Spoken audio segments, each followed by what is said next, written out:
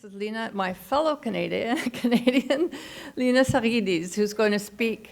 U equals U does not apply to women. Lena. It's Lena, but that's okay.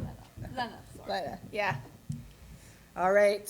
So that's I'm against. I say no, and I know it's going to be it is an unpopular view apparently, but maybe I can convince you otherwise. And just so you know, that is a partial no for me. All right. So she's tough. I knew ahead of time when I said yes to this that Nutella is going to be tough, and she's going to make her case with conviction, okay? And this is a direct quote from the Washington Post. Born and raised in Russia, she believed in a direct approach. And the picture of Putin there is from her own presentation a couple of years ago, where she compares herself to what we say is So being Russian does definitely help. And we know that she's got style and she's got brains. And if you attended the conference in Mexico City, you know that she also has rhythm. But she ain't got this one right. Just because U equals U for sexual transmission doesn't mean that U equals U applies for vertical transmission. And this is what I'm going to argue. When it comes to sex, this font, by the way, is called group sex font. When it comes to sex, in case you didn't notice,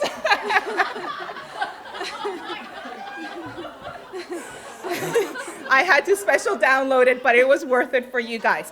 When it comes to sex, U does equal U. I do not argue with that. But when it comes to boobs, U does not equal U. So vertical transmission, U does not equal to U. So the U equals U campaign it's a great campaign. It's meant to have equal access to the HIV prevention revolution. All people living with HIV have a right to accurate and meaningful information about their social, sexual, and reproductive health.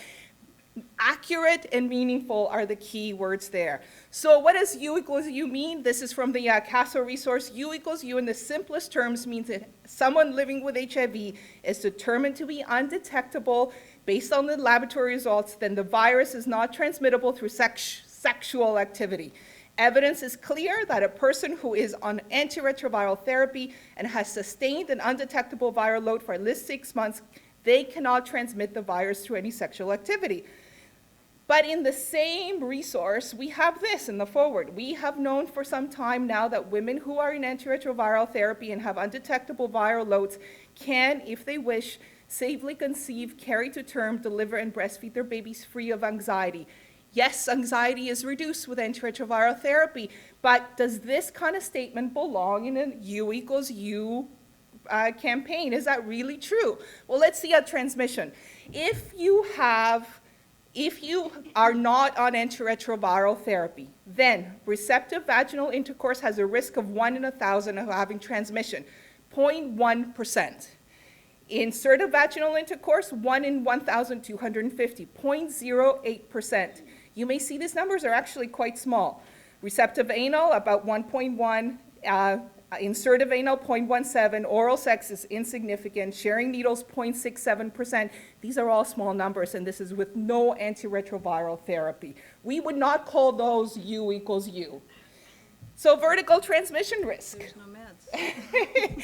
15 to 25% with pregnancy and delivery is the risk of transmission if there's no antiretroviral therapy.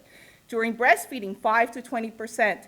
The numbers modeling data shows us a postnatal transmission risk from 1 to 18 months is 0.74% per month of breastfeeding in the absence of antiretroviral therapy.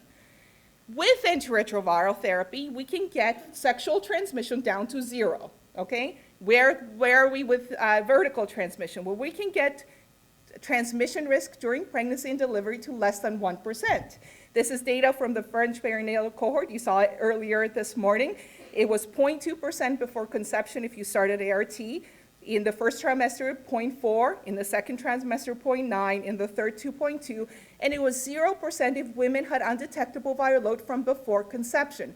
But what is missing here is that you also have IV AZT at delivery, and you have 4 to 6 weeks of neonatal prophylaxis at the same time. so that when the child is on PrEP, then of course transmission is not going to happen. We are not dealing with just you and the mother and having a non-transmission. We are also giving the neonate PrEP.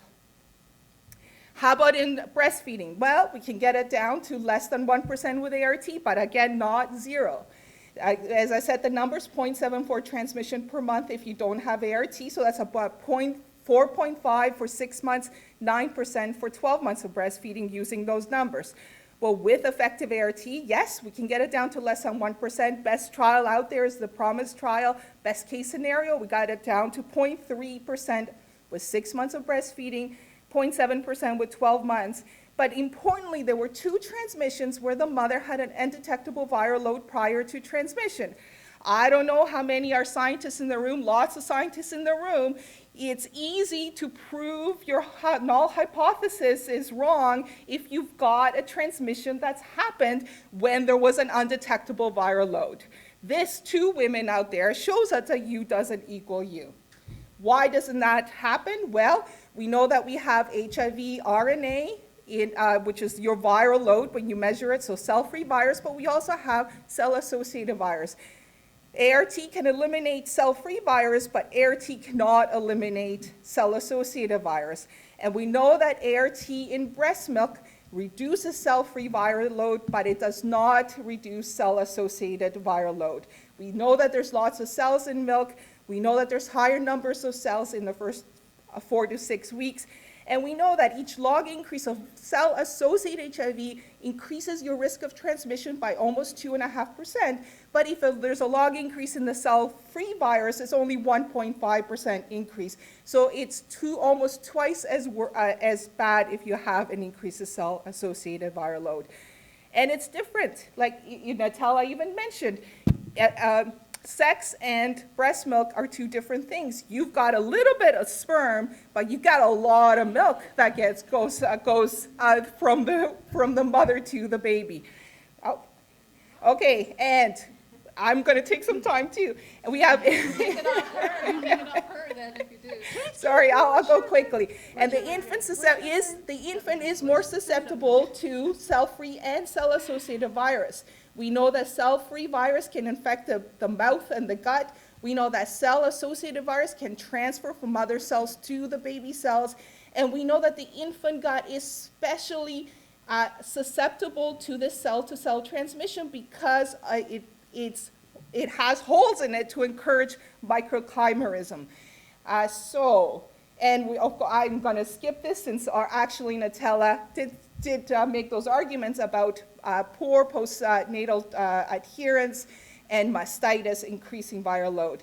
So wishful thinking usually doesn't work. This is my wishful thinking. I achieve 100% experimental success. I am recognized for my contributions, and I'm offered unlimited operating funds by my proud funding institution. That's not going to happen. We have other people that have wishful thinking in this country and lots of others. But I'll finish with this. Women celebrate U equals U for sex. Yes, I'm all for that. But we're not there yet for vertical transmission. So we cannot say that U equals U for women if we can't do it for all. And in the spirit of U equals U, we have to empower women. We need accurate information. So vote no.